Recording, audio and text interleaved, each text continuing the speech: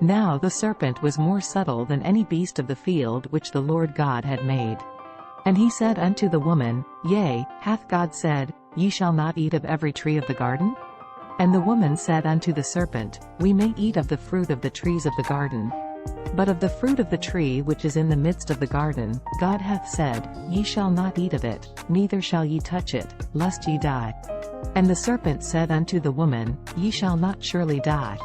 For God doth know that in the day ye eat thereof, then your eyes shall be opened, and ye shall be as gods, knowing good and evil.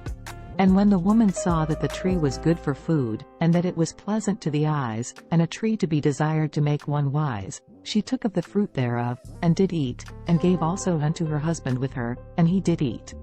And the eyes of them both were opened, and they knew that they were naked. And they sewed fig leaves together, and made themselves aprons. And they heard the voice of the Lord God walking in the garden in the cool of the day. And Adam and his wife hid themselves from the presence of the Lord God amongst the trees of the garden. Again the Lord God called unto Adam, and said unto him, Where art thou?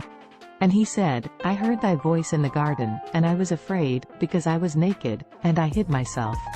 And he said, Who told thee that thou wast naked? Hast thou eaten of the tree, whereof I commanded thee that thou shouldest not eat?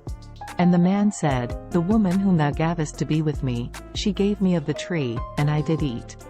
And the Lord God said unto the woman, What is this that thou hast done? And the woman said, The serpent beguiled me, and I did eat. And the Lord God said unto the serpent, Because thou hast done this, thou art cursed above all cattle, and above every beast of the field.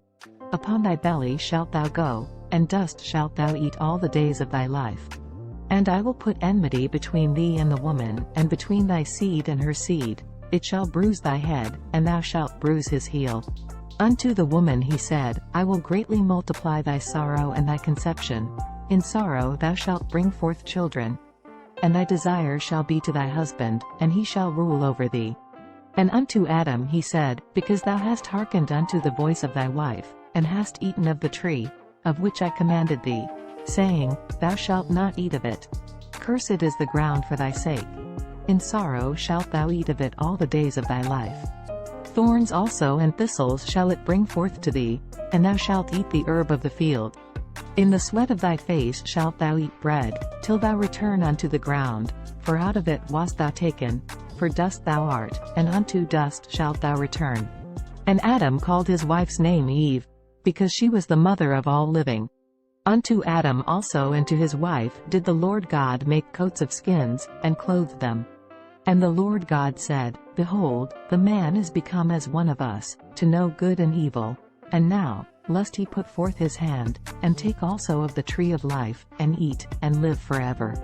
Therefore the Lord God sent him forth from the Garden of Eden, to till the ground from whence he was taken. So he drove out the man, and he placed at the east of the Garden of Eden cherubims, and a flaming sword which turned every way, to keep the way of the tree of life.